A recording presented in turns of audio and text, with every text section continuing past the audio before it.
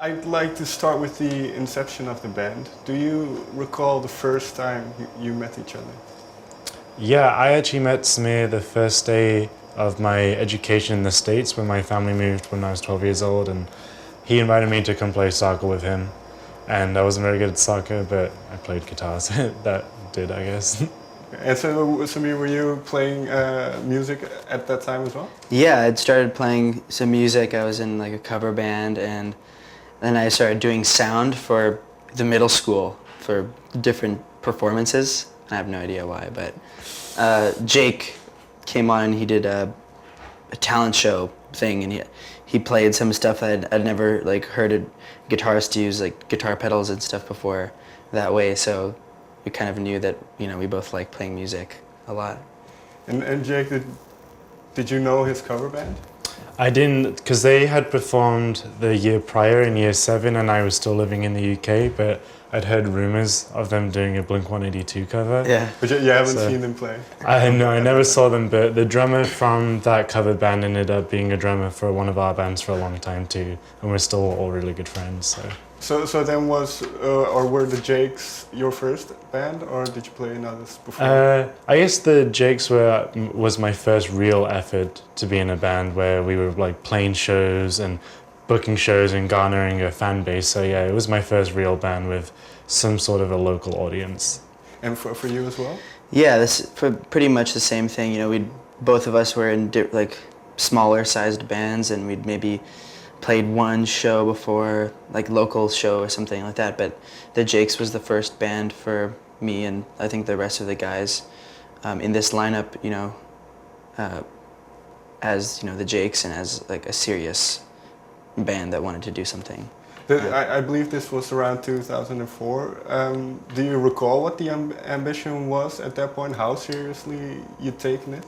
Initially, the Jakes were just a joke band, and so there was no real inhibition to achieve anything but to play music together, and that kind of just snowballed. We played our first show, which was a Battle of the Bands, where bands compete against each other, and we surprisingly won. So that was like the catalyst to us starting to actually play shows, and there was no real ambition. We just like playing music, and it just one step after another ended up here. So. And was this already original material? Yeah. Yeah, for the most part, we were playing originals, and then we started playing some covers, And I think, playing covers was important for us as songwriters to be able to understand, how the best songwriters were able to make something sound so simple. It's like arrangements are like math problems sometimes. The best arrangement is very simple. It's not really complicated, and so I think it made us understand music composition a lot better.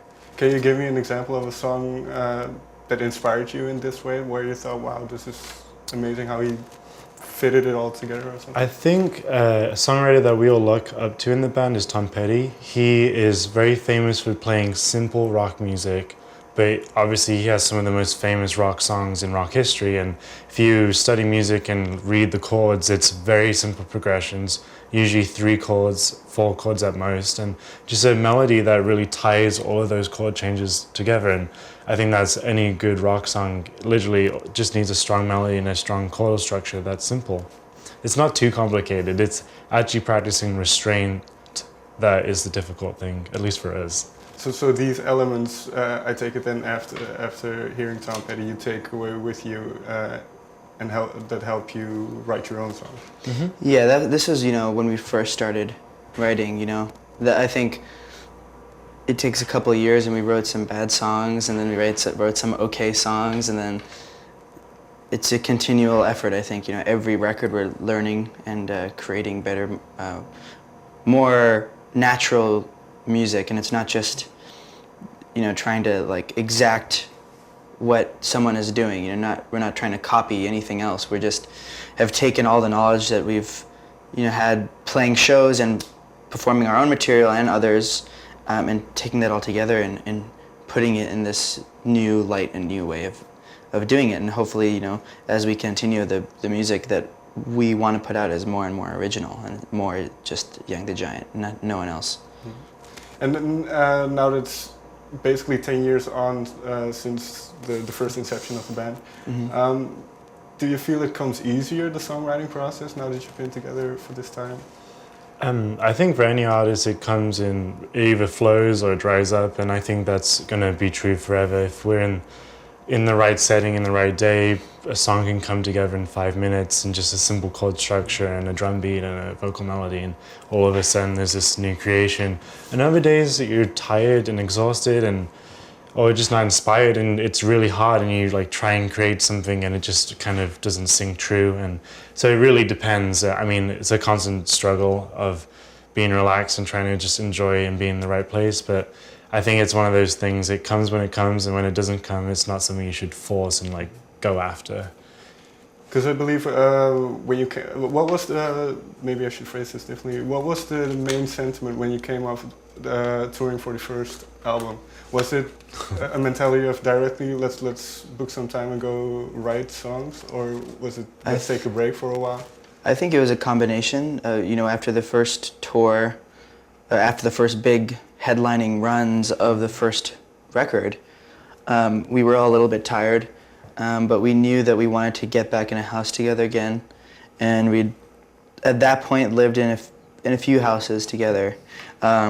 We lived in one in Newport Beach in Orange County and in one in Hollywood as we were recording the first record.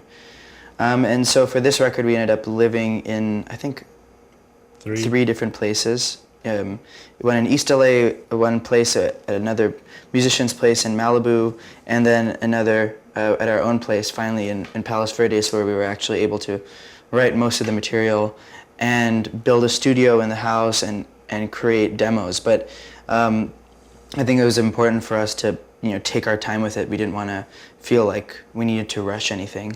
So. Well, this idea of all being in the same place while doing the writing, then I take it is quite important for the band. I think it's just been our natural environment is to be living with each other. We all took time off university. I was 19 years old at the time, and it didn't really make sense to live by myself, and as with the other guys, so we kind of just always banded together, and it was most cost effective for us to kind of just crash in one place and be nomadic. Even when we were at home, it was like we'd move one house to another a lot, and at this point in the game, I think we're all gonna go our separate ways and like live our own lives separately and come back and get a studio at some point in LA and make a little beehive and then go to our respective like areas after that. I don't know. But that way of working, where, in a sense, is it then difficult to not take your work back home with you because you're all living together? It is. I think that was one of the things that we realized late into the process, was that it was very hard to separate your personal life from the band, and in a lot of ways, a band isn't, you know, a normal job. You mostly live that life all the time. Yeah, and living in the house, you never really knew when to turn it on and to turn it off, and so it was a little exhausting, I think, for all of us, because we knew we were kicking ourselves sometimes. We knew that if we wanted to, we could get into the studio at 2 a.m. and write a new song, but we didn't feel like it at that moment. So it was kind of a strange thing, but I think at the end of the day, it was the most important and essential way for us. Last record and the record before that to get on the same page with what we wanted to do musically, and it's that lesson we'll take with us in the future. Because I believe after, obviously, your careers kind of, or not really took off, but it exploded in a sense after the VMAs, the MTV VMAs. And then you start writing on the second record, and then with what you just said in mind, how did it affect the writing process? The fame or the no, but also the kind of that the success grew, but then also not knowing when to turn it off, so to speak. I don't think, I mean, for us the VMAs were obviously a turning point in our career because it was just such a big exposure, but I think we've been working at this thing for so long that it wasn't like, it took a long time to get there, so it wasn't like this new thing all of a sudden where everything had just exploded and changed. It was like we were working there and then we finally got there, so it wasn't like all of a sudden like, wow, we can have success if we do this. It was kind of just part of the story, and I don't think we really felt too much pressure to be like, oh, we have to write a song to be on MTV again. Like that was never a thought in our head, and it was kind of like if it happens, it happens, and I think that's still our mantra as a band. We just kind of enjoy playing music, and whatever happens and comes our way, we will accept. And I don't think we want to have external forces like being successful and famous really steer our ship too much, because there are bands and musicians that you see it change their music so much and almost poison it. And I think that's something that we've always been very conscious of and don't want to have in the future. Who knows though? I mean, well, depends. But that has been the mentality ever since the band started, not to let third parties or external influences direct what kind of music comes out. I think that idea was a big part of this band, and the reason why we started this together was first and foremost to like have fun and to really enjoy what we were doing and feel like what we were doing was making a difference, and that we were continuously evolving and challenging ourselves in the process. You know, we were all in university at the time. We played some shows casually through our high school career, but then, you know, halfway through our college career, we'd released an EP, and that's when it became apparent to us that it was time to take school off. But the idea was for this, like this idea of this romantic thing, and not necessarily like to make money. So I think that's informed, you know, most of our decisions, and it's a very difficult thing, you know. On a daily basis, it's something that you have to struggle with and work with, because, you know, sometimes it's much easier to take the easy way, and, you know, sometimes you can be more successful that way, doing the easy thing. And I don't think that's something that we want to do. We want to continue to push and evolve ourselves.